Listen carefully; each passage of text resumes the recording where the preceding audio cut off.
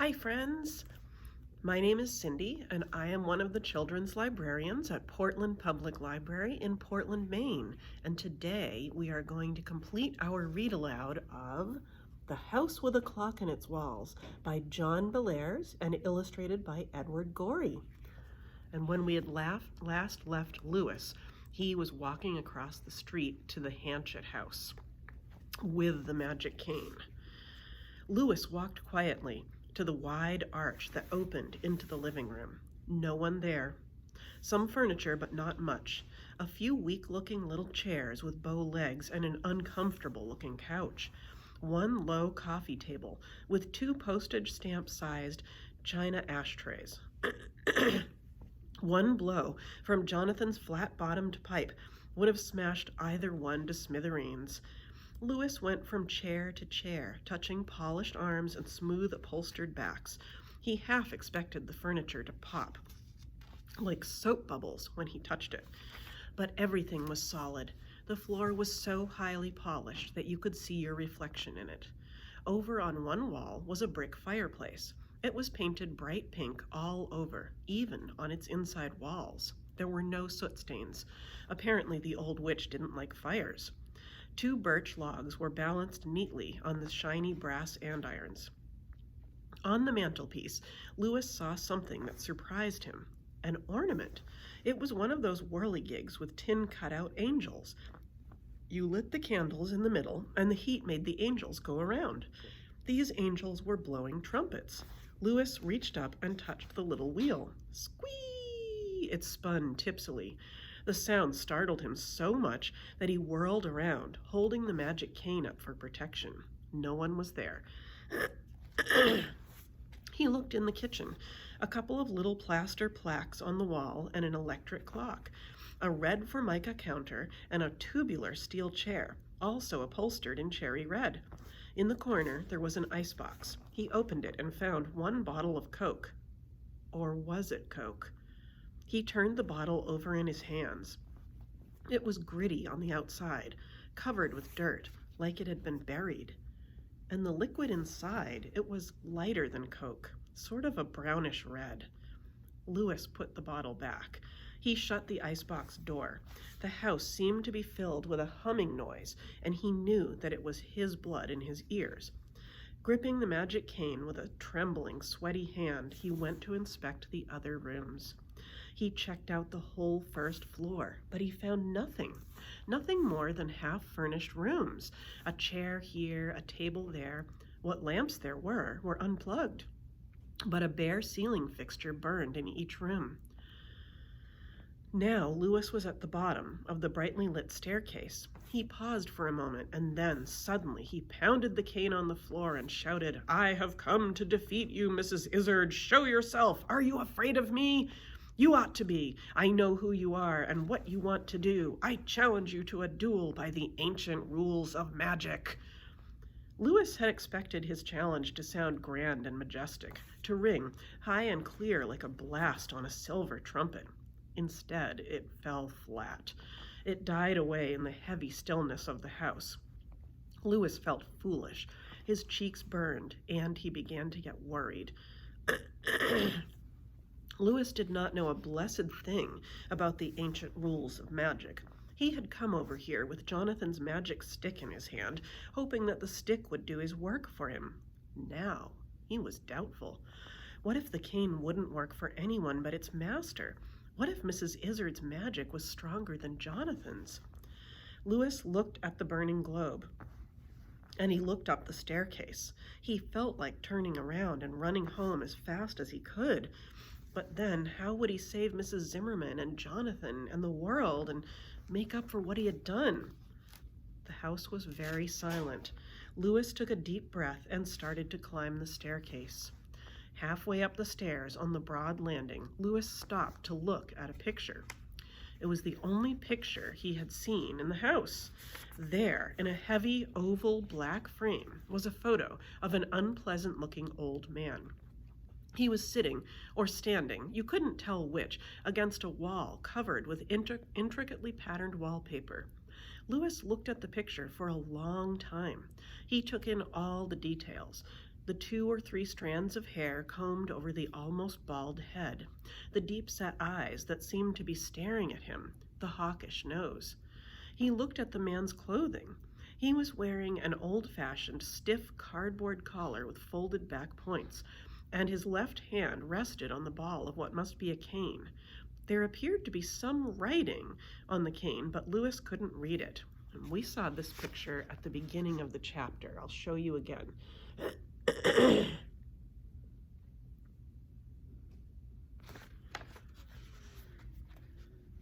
Lewis stood there wondering who the old man was. Could it be? He snatched the picture down and looked on the back. No label. Quickly, he turned it over and stared at the picture again. Something was familiar. Of course, the wallpaper. It was the wallpaper in the upstairs front hallway. Roman numeral 2s hooked together with curlicues. Lewis knew now that he was staring at a picture of Isaac Izard. Then it was all true. This woman was his wife, come back from the grave to do what? Lewis felt his heart pounding. He was more scared than he had ever been in his life. He didn't want to fight Mrs. Izard anymore. He just wanted to get out. He looked frantically up the stairs toward the dark doorway of the bedroom. No one was coming. He started down the stairs, but Mrs. Izard was in the way. She stood there, smiling. In her hand was an ivory-handled cane. "Well, young man, what is it? What makes you think you can roam around other people's houses at night? What do you want?" Lewis was afraid he might faint, but he didn't. Instead, he felt himself stiffen. He raised the cane. "I don't know what you want to do to us, Mrs. Izard," he said, "but you're not going to do it. My uncle's magic is stronger than yours." She laughed a harsh, nasty laugh. "Do you mean that toy cane? He probably got it at the Capernaum County Fair. Don't be foolish, child." All through the house, the cane had burned with a steady, gray light. Now, as Mrs. Izard spoke, the globe began to go dark. Lewis looked down and saw that he was staring at something that looked very much like a burned-out light bulb. "And now," said Mrs. Izard, stepping forward, "and now, my fine young friend, you will see what it is to bother nice old ladies who just want to be left alone." She snatched the cane from his hand and threw it clattering down the stairs.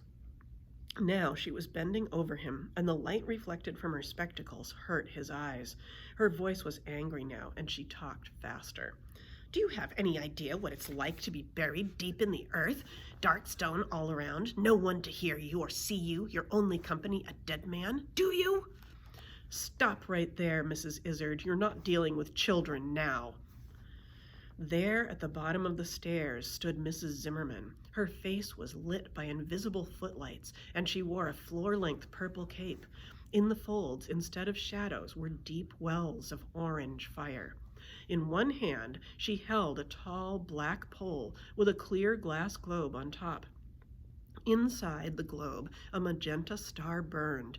It grew in brightness when she spoke and dwindled when she was silent. And I'll show you what she looked like.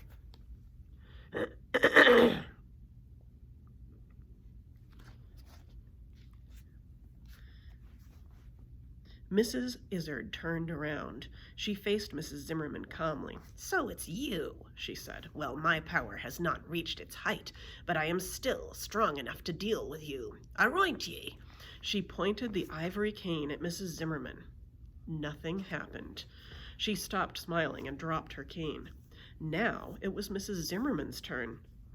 She pounded the butt of her staff once on the floor, and the staircase was lit with a flash of ultraviolet lightning. With an awful scraping cry that no human ever made, Mrs. Izard rushed past Lewis and up the stairs. Mrs. Zimmerman started after her. "Run back home, Lewis," she shouted as she dashed past him. "You're a brave boy, but you're no match for that thing. Run, I tell you!" Lewis bounded down the stairs, taking them 2 at a time. He was terrified, but he was happy too. As he ran down the front steps of the house, he heard strange exploding sounds and sharp cries. Branches grabbed at him as he ran along the well-swept brick walk. One of them actually wrapped itself around his left leg and started to pull. With a scream and a frantic thrashing motion, Louis tore loose and plunged across the street. He threw open the gate and ran whump into something hard and yet soft. Jonathan. Louis broke down. He began to weep hysterically with his face pressed into Jonathan's blue work shirt. Jonathan wrapped his arms around Louis and held him tight. Though Louis could not see it, Jonathan was staring over his head at the Hanchett house, and there was a grim smile on his face. A purple flash lit up one of the upstairs windows. Now a cold blue-white pinpoint was kindled in the adjoining window, as if someone had just lit a strange kind of match. The blue light spread till it filled the window. It spread to the other window and ate up the fading purple light. Now there was a dull, powerful explosion like an aerial bomb at a fireworks display. It hurt Jonathan's ears. As he watched, both upstairs windows turned a brilliant purple. The chimney of the house toppled and its bricks slid down the roof. The overgrown hedge thrashed and swayed as if it had been caught in a hurricane. Several diamond-shaped pieces of glass fell out of their frames and tinkled on the walk below. Then the house was silent and dark. Louis had stopped crying, and now he turned around to look. A full minute passed. Then the front door scraped open, and Mrs. Zimmerman appeared. She walked calmly down the steps and down the brick walk and out into the street, humming as she went. The orange fires in the creases of her robe had gone out, and so had the magical footlights. In one hand she held an old umbrella. The handle of the umbrella was a crystal knob, and a tiny seed of violet fire still burned in it. In her other hand, Mrs. Zimmerman held Jonathan's cane. Its globe dark. "Hi, Florence," said Jonathan, as if he were meeting her on the street on a Sunday afternoon. "How'd it go?" "Well enough," she said, handing him his cane. "Here's your magic wand. It's had quite a shock, but I think it will recover. As for Mrs. Izzard, I just don't know. I may have destroyed her, or I may have just put her out of action for a while. In any case, let's take the time that has been given us and find that clock." Chapter 10.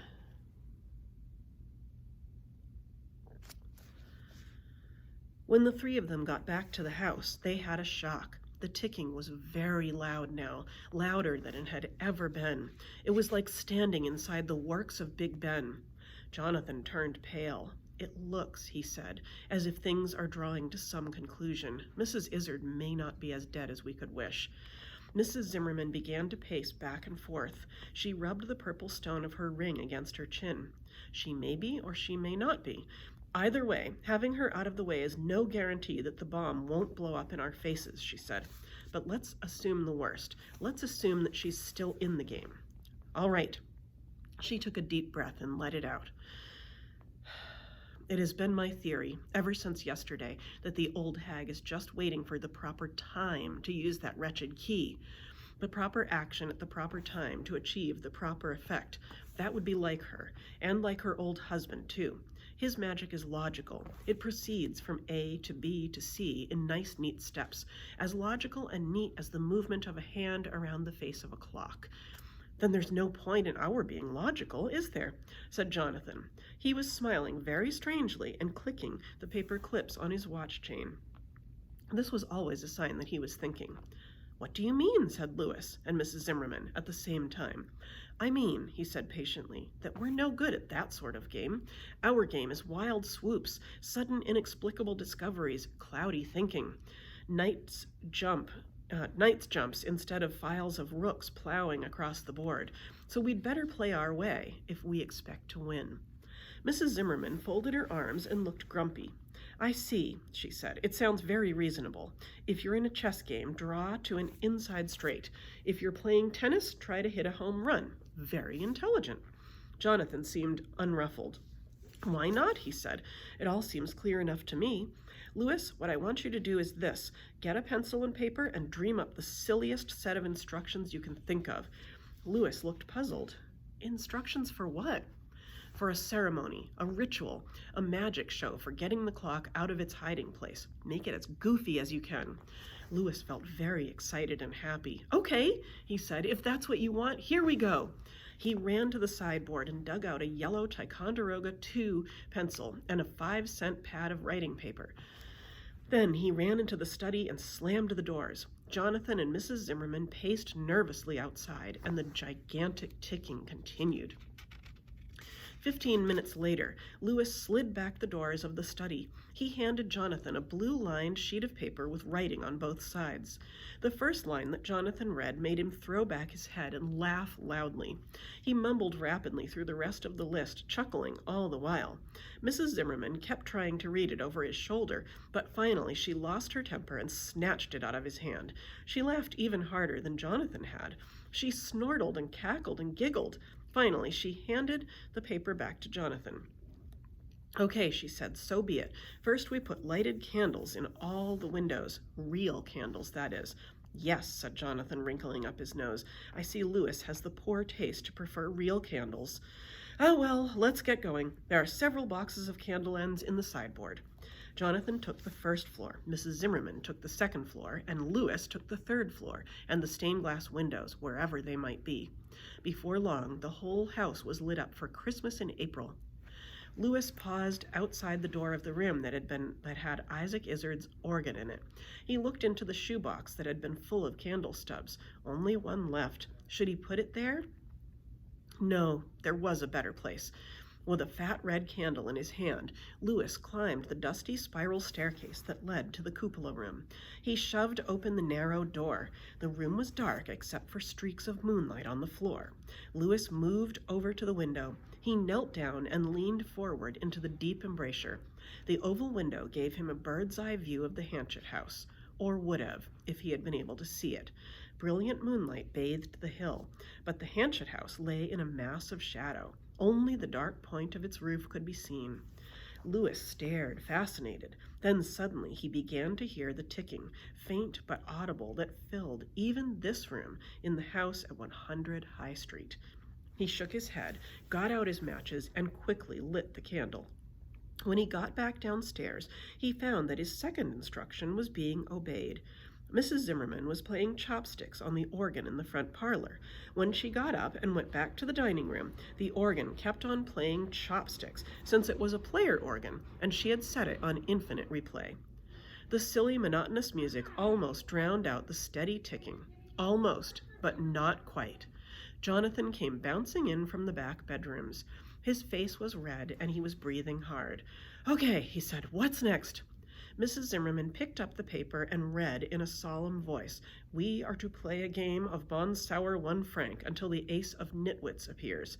As unlikely as it may seem, Jonathan knew what Bon Sour 1 franc was. It was Louis's name for poker. The three of them had played a lot of poker since that first August evening, and Louis had named the game for the inscription he thought he saw on the shiny brass 1 franc pieces. When you called someone, you had to shout, "Bon Sour 1 franc!" very loudly. But Jonathan was puzzled about one detail. He turned to Louis with a quizzical look on his face. "And what, may I ask, is the ace of nitwits?" "I don't know, it just came to me. I guess we'll know when we find it." Out came the red box of coins. Out came the blue and gold cards. Jonathan lit his pipe and unbuttoned his vest till it was only held together by the chain of paper clips. He got his dusty old gray fedora out of the closet and parked it on the back of his head. This, he explained, was the proper poker-playing costume. Jonathan shuffled and dealt. Shekels and guilders, ducats and florins, drachmas and didrachmas clattered over the table. At first, the hands were ordinary. Pair of eights, nothing, kings and tens. Then people started getting six of a kind, and cards with square root signs and question marks all over them. Jonathan and Mrs. Zimmerman were not pulling any tricks. The strange cards appeared all by themselves. On they played, while the giant clock ticked, and the organ played chopsticks, and the candles threw flower and fruit patterns or plain yellow splotches onto the gray moonlit grass outside. It was after a half hour of playing that Louis picked up a card and found that he was staring at the ace of nitwits. There it was. Instead of clubs or hearts, it had ears of corn and green peppers all over it. In the center was a dopey-looking man in a flat black hat called a mortarboard, the kind of hat that college professors wear to graduations. Ice cream was heaped up on the hat, and the professor was testing it with his index finger. Louis showed the card around. "Why, so it is!" cried Jonathan. "The ace of nitwits. I'd recognize it anywhere. Now, just what does that mean, Louis?" "It means you have to wear it stuck to your head with a piece of bubble gum. Here." Louis took out the piece he had been chewing and handed it to Uncle Jonathan. "Thanks, awfully," said Jonathan. He squashed the card against his forehead. "Now what? You get all done up and come down with the 8-ball like it says in the instructions." Yes, righty-ho, and all that sort of thing. See you, folks." Jonathan went upstairs. He stayed up there a long time, so long that the parlor organ broke into Stars and Stripes Forever out of pure boredom. Mrs. Zimmerman sat, tapping her fingers on the table, while Louis did what he always did when he was nervously waiting for somebody. He slapped the sides of his chair, rocked back and forth, and wiggled his right leg. "Well, here I am." Mrs. Zimmerman and Louis looked up. There at the head of the stairs stood Jonathan. He was wearing a cape made from a crazy quilt, and on his head was a flowered toaster cover Mrs. Zimmerman had made. The ace of nitwits was still glued to his forehead, and he bore in his hands a small, round black object. As he started down the stairs, the organ played Pomp and Circumstance, but it soon tired of that and switched to radio commercials. "Call for Cuticura, it's fragrant and it's pura, it's mildly medicated too, it's grand for you and you-hoo-hoo. Clark's Super 100 Gasoline, thousands say it's best, the largest selling independent gasoline in the Middle West. Super Suds, lots more suds from Super Suds. Richer, longer lasting too, they're the ones with Super Dew." To this solemn accompaniment, Jonathan advanced to the dining room table and set down the black ball. It was one of those fortune-telling 8-balls, the kind you buy in dime stores. The ball was full of fluid, and when you shook it, ghostly white cards came floating up to the little window. There were only 3 of them: yes, no, and maybe. "Now what?" asked Jonathan. "Ask it," said Louis. "Ask it what?" Jonathan looked blank. "The circumference of the moon, you bearded booby," screamed Mrs. Zimmerman, "where I left my hat after the Chicago World's Fair. Now think a minute, Jonathan. What would you want to ask it?" "Where the clock is?" asked Jonathan in a small voice. A burst of rather mechanical applause came from the front room. It was the organ, smarting off as usual. Jonathan stuck his tongue out at it over his shoulder. Then he turned back to the table where the 8-ball lay. Carefully, reverently, he picked it up. He held it like a microphone and talked into it. "Where is the clock?" The dark window stayed dark. Jonathan shook the ball till the liquid inside it foamed. "Where is the clock?" he shouted, and he repeated this question in Greek, Latin, French, German, and Middle Kingdom Egyptian. Still no answer. "Your French is terrible," said Mrs. Zimmerman, grabbing the ball out of his hand. "Here, let me try." Holding the ball under a corner of her cloak as if she were protecting it from a rain, Mrs. Zimmerman jabbered at it in Bengali, Finno-Ugric, Basque, Old High Norse, and Ge'ez. She used all the commands for unlocking the secrets of specular stones that are favored by Regiomontanus, Albertus Magnus, and Count Cagliostro. Still nothing. "Can I try?" asked Louis. His voice was timid and weak. Mrs. Zimmerman looked down at him. Perspiration was pouring all along the wrinkles of her face. Her eyes looked wild. "What did you say?" I wonder if I might try. I know I'm not a wizard or anything, but it is my ball. I bought it in Chicago and—" "Ah, of course!" cried Mrs. Zimmerman, pounding the table with her fist. "Of course! What fools we are! Like any magic object, it only responds to its owner. Here, but hurry!" She shoved the ball into his hands. The ticking of the clock got softer, but it was faster now. Louis held the magic toy up before his face. His voice was calm and quiet. "Please tell us where the clock is," he whispered. There was a motion inside the ball. Yes drifted out of the void like a ghostly newspaper in a black wind. It passed by. So did no and maybe. Finally, after several tense moments, a card appeared bearing the words, "Coal Pit." "It says Coal Pit." Louis's voice was dull and lifeless now. He hung his head. "May I see the ball?" said Jonathan softly. Louis handed it to him. Jonathan held the ball up to the light. He wrinkled his forehead, and the ace of nitwits fluttered away to the floor. Yes, it certainly says coal pit. Coal pit? Coal pit? What the devil does it mean by saying that? Oh, good grief. Look at this, Florence. Now it thinks it's a Bendix washer. Shall we get out the Ouija board? Wait a minute, said Mrs. Zimmerman. It looks like the bubbles are starting to break up. Louis, Jonathan, and Mrs. Zimmerman watched breathlessly as the little bubbles popped, one by one. Pop, pop, pop. It seemed to take forever. Meanwhile, the clock ticked. At last, the window was clear. Now the sign said, coal bin. Oh, great, said Jonathan. Just great. Now it says coal bin. That's a big improvement. Don't you have a coal bin? Asked Mrs. Zimmerman. Jonathan gave her an irritated look. Of course not, Florence. You ought to know that. Remember, I switched to oil when I bought this. Oh! Jonathan clapped his hands over his mouth.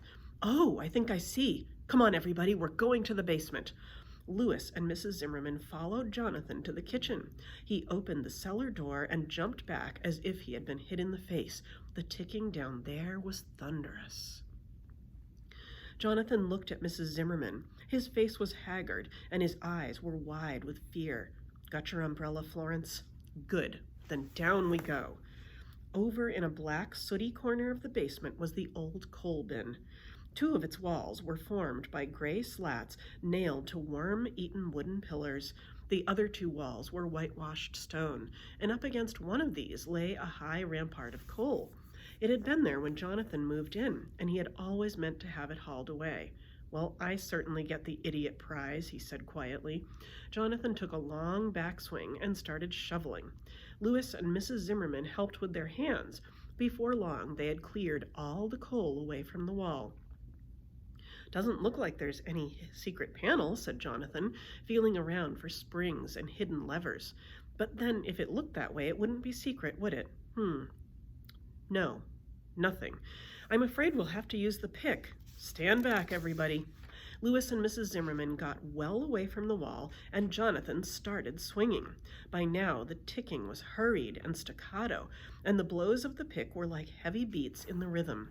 Every stroke sent whitish-gray chips flying in all directions, but it was an easier job than anyone would have thought. The wall began to shake and crumble at Jonathan's first stroke, and the whole solid-looking mass was soon lying in pieces on the hard dirt floor of the cellar. For it had not been a real wall, but merely a plaster mock-up.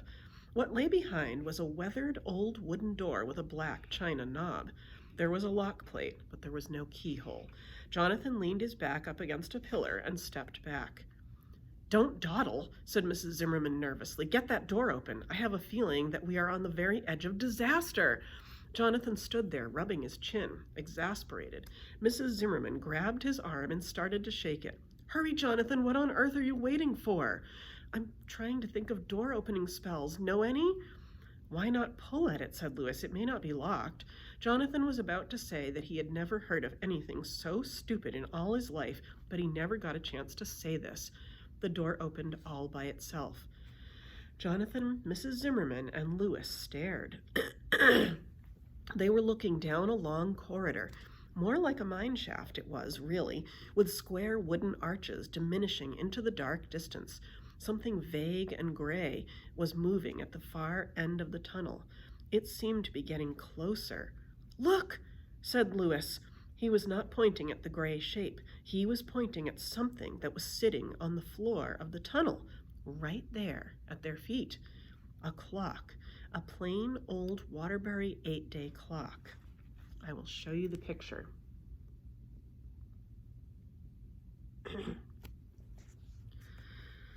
Its pendulum oscillated madly behind a little glass door, and it was making a sound like a Geiger counter gone crazy. I'm so glad you've done my work for me, said a voice behind them. Jonathan and Mrs. Zimmerman spun around and froze. Really froze. They could not move their hands or feet or heads. They couldn't even wiggle their ears. They were completely paralyzed, though they could still see and hear. There stood Mrs. Izzard, or Mrs. O'Meager, or whatever name you choose. She was wearing a black velvet cloak with an ivory brooch at her neck. The brooch bore an raised Greek omega. In her right hand was a plain black rod, and in her left she carried what looked like a severed hand with a lighted candle growing out of its back. Concentric rings of yellow light spread outward from the hand, and through them Jonathan and Mrs. Zimmerman could see Mrs. Izzard's glasses, which looked like tablets of gray slate. "I do hope you haven't tired yourselves, my dears," said the old woman in a nasty, sneering voice.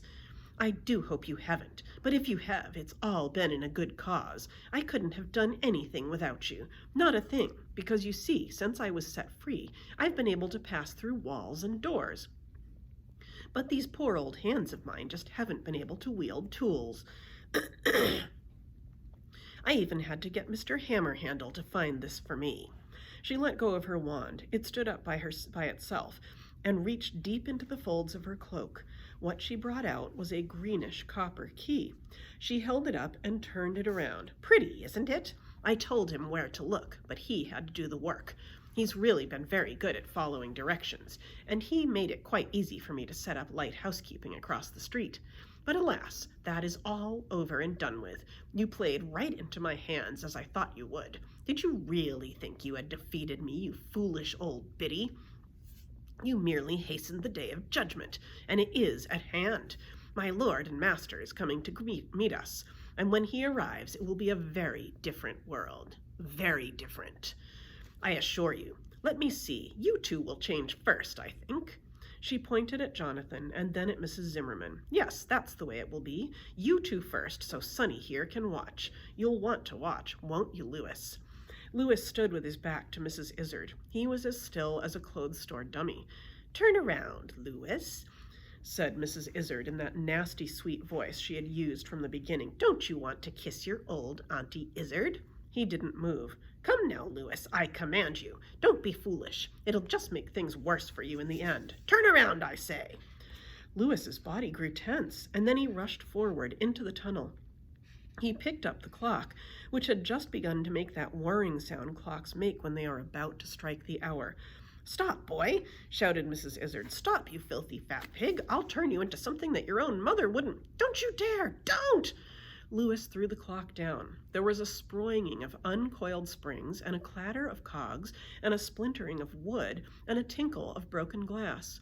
He reached down into the wreckage and ripped the pendulum free of the works, which were still buzzing furiously. At that moment, a figure which stood only a few yards from Louis, the figure of an elderly man in a rotting black Sunday suit, vanished. Then there was an awful shriek, a loud, inhuman sound like a siren at the top of its wail. It filled the air and seemed to turn it red. Louis covered his ears, but the sound was inside his head and in the marrow of his bones. And then it was gone. He turned around. There stood Jonathan, smiling and trying to blink away tears in his eyes. There stood Mrs. Zimmerman, smiling even more broadly. And behind them, on the floor, under a swaying bare bulb, lay a crumpled pile of black cloth. A yellow skull was staring up out of it, staring in gap-jawed amazement. A few wisps of gray hair still clung to the crevices in the smooth dome, and over the empty eye-holes a pair of rimless glasses was perched. The glasses were shattered. Chapter 11.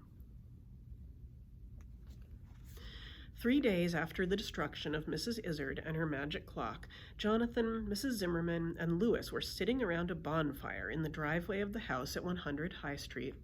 It was a chilly night, and the stars were cold overhead, but the fire burned a warm, bright orange. Mrs. Zimmerman had a steaming earthenware pot of cocoa by her side.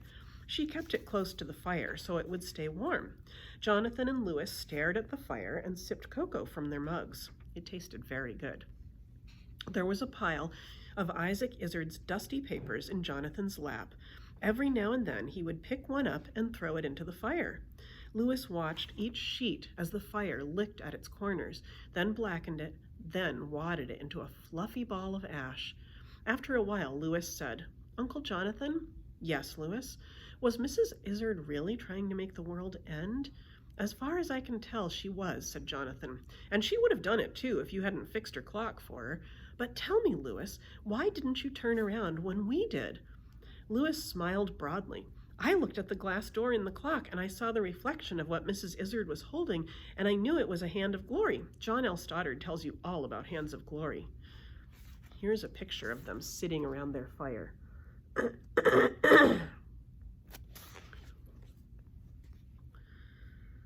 I'm glad he does, said Mrs. Zimmerman. One look at that hand and you'd have been as numb as we were. But still, it took a great deal of courage for you to rush in and smash the clock. After all, you didn't know what would happen to you when you did that. Louis was silent. He had always thought that courage had something to do with riding your bicycle through bonfires and hanging by your knees from the limbs of trees. Mrs. Zimmerman picked up a plate of chocolate chip cookies and passed them around. Jonathan took 2, and Louis took several. There was another silence while everyone munched and sipped for a while. Jonathan threw more papers into the fire. Louis squirmed around and stared at the dark house across the street. Do you think Mrs. Izzard could ever come back? He asked in a faltering voice. No, said Jonathan, shaking his head gravely. No, Louis, I think when you smashed that clock in the walls, you destroyed any power she might have in this world. Just to be on the safe side, though, I put what was left of her back in the mausoleum and locked the doors with a nice shiny new lock, a lock that has had spells set over it. That ought to hold her for a while. What about the Hanchets? Said Louis. I mean, are they going to come back to live in their house? Jonathan paused for a minute before speaking. He clicked the paper clips on his watch chain. I think they are, he said at last, but certain rites will have to be performed before they return. When an unclean spirit inhabits a house, it leaves behind a bad aura. Speaking of bad auras and unclean spirits, said Mrs. Zimmerman, do you have any idea of what happened to Hammerhandle? Jonathan's face grew grim for an instant. He had made a few guesses about Hammerhandle's fate, but he had kept them to himself. For one thing, he knew that the blood of a hanged man went into the making of a hand of glory. No idea at all, said Jonathan, shaking his head. It seems to have vanished from the face of the earth. Suddenly, Louis began to squirm and scrunch around in his seat again. He was on the brink of saying something. Uncle Jonathan? Louis's voice was dry and throaty. Yes, Louis, what is it? I let Mrs. Izzard out of her tomb. Jonathan smiled calmly. Yes, he said, I knew you did. Louis's mouth dropped open. How did you know? You left your flashlight up at the cemetery. I found it in a pile of leaves when I went up to put Mrs. Izzard back in her tomb. Are you going to send me to the detention home? Asked Louis in a tiny, frightened voice. Am I going to what? Said Jonathan, staring at him in disbelief. Louis, what kind of ogre do you think I am? And besides, Jonathan added with a sudden smile, why should I punish you for doing what I tried to do myself when I was a boy? Like you, I was interested in magic at an early age. It runs in our family, I guess. I was trying to impress a girl. You wanted to keep Tarby for a friend. Isn't that right? Louis nodded sadly. By the way, Louis, said Mrs. Zimmerman, how are things between you and Tarby these days? Not so good, said Louis. I don't think Tarby and I were meant to be friends. We're not the same type. But it doesn't matter. Doesn't matter, said Jonathan. Well, it certainly does matter if he's such a stuck-up little... He stopped because he saw that Louis was smiling smugly. Jonathan wrinkled up his eyebrows so that they looked like 2 mating auburn caterpillars. Louis Barnevelt, he roared, are you hiding something from me? Louis tried very hard to keep from giggling. Oh, nothing much, Uncle Jonathan, he said, except that I have a new friend. What? You do? Said Jonathan and Mrs. Zimmerman in unison. Yes, her name is Rose Rita Pottinger, and she lives down on Mansion Street. She knows the names of all the different kinds of cannons. Want to hear them? Saker, Minion, Falconet, Demi-Culverin. Ah! Screamed Jonathan. He threw 2 fistfuls of paper into the fire. That's all I need, an expert in Elizabethan ordnance. Promise me one thing, Louis. What's that? If you and Tiny Rosie decide to start a cannon foundry in our basement, let Mrs. Zimmerman and me know so we can go visit my relatives in Aussie Five Hills, okay? Louis giggled. Sure, Uncle Jonathan, I'll let you know. Jonathan waved his pipe at the bonfire. The leaves stirred uneasily, and then they gathered into a large black ball. The bonfire turned into a jack-o'-lantern. Now the three of them took turns pitching chestnuts into the eyes, nose, and mouth of the ferocious lantern. Pop, pop, pop! The chestnuts went off in a ripping string, like a fusillade of musket fire. Jonathan, Lewis, and Mrs. Zimmerman sat around the fire talking until the scowling orange face fell in with an airy whoosh. Then they got up, stretched, and went wearily off to bed. And that is the end of The House with a Clock in Its Walls by John Bellairs and illustrated by Edward Gorey. Thanks so much for joining me on this fun adventure. I'll hope to see you next time I read. Bye, friends. I'm Cindy. I'm one of the children's librarians at Portland Public Library in Portland, Maine.